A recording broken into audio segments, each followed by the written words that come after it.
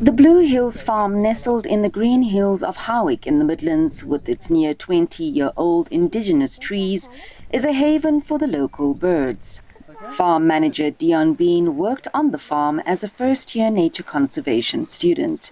He says his farming practice is based on caring for nature as he uses the system of permaculture. Bean also oversees the heirloom crops grown on the farm. Heirloom farming is a practice of growing crops that have been passed down through generations. Heirloom crops are open-pollinated by natural elements like wind, bees and insects and can be saved and planted year after year. Livestock like pigs, goats and chickens also play a role in cultivating heirloom crops as much as their seeds that Bean and his wife Chisomo sow. I think our first priority is to look after the soil and the organisms within that, and then that translates to healthy crops and very, very low pests and disease. So we do a whole mixture, especially with the animals as well, because we make our own compost on site.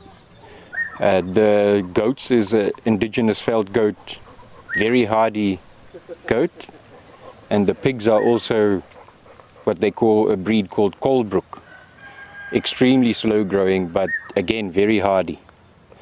So we incorporate all of those things.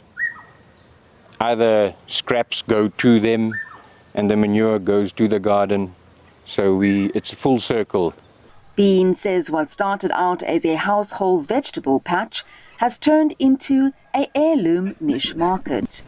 Heirloom plants are known for their diverse, unique flavors, colors and textures.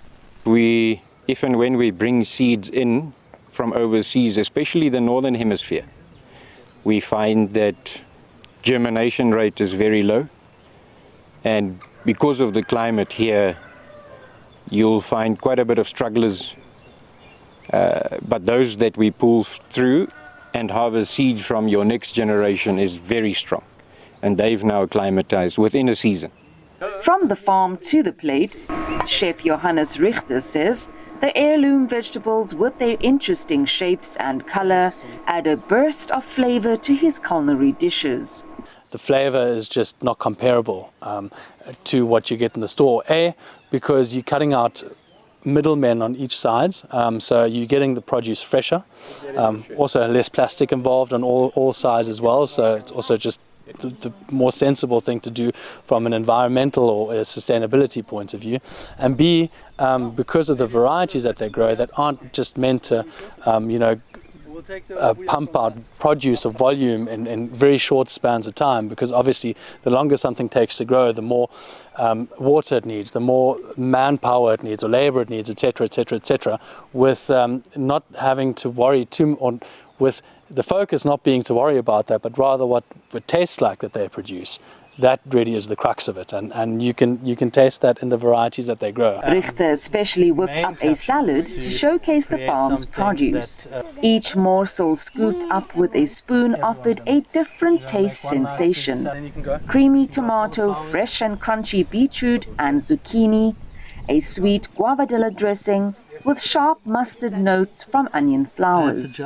Award-winning Durban botanical artist Deline Ruet paints heirloom vegetables which often have rich stories and names, such as the traveller's tomato.